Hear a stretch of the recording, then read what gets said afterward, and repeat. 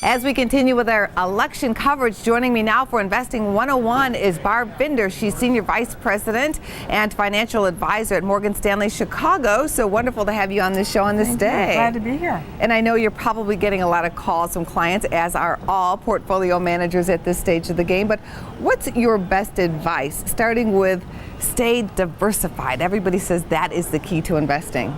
It is. Diversified portfolios are extremely important. First of all, the major component in a stable investment portfolio, that this can reduce the negative outcomes and hopefully reduce the overall volatility in the market.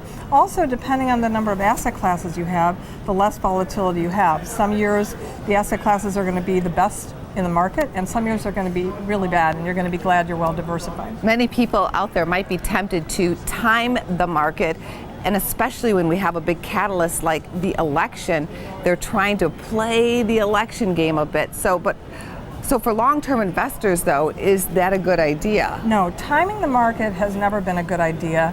And for example, things like Brexit this year, earlier in the year, most of the people in the market felt that the market was going to fall apart the rest of the year, but as it turns out, Brexit, the UK, is one of the best performing markets this year, up 15-16%. So not a good idea. Who would have guessed that?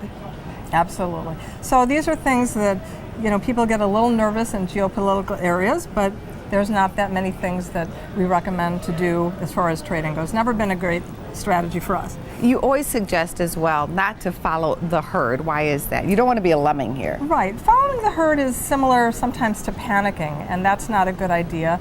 So going forward, what we recommend you do is stay with the course. You're in the market for your own timing, your own risk aversion, possibly, for certain objectives you're trying to meet in the future. And if you go back and look at those objectives, you'll stay put. You won't time the market because nobody's really ever made any money doing it.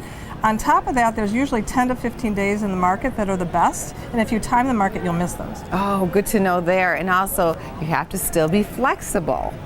Flexibility is very important. I think it's an adjustment process. And basically, you're in it for the long term. You've got to take a look at what your overall patience and fortitude is to go through this volatility, but an important way of making a success of your investments. Thank you for your insights today, Barb. Thank you very much.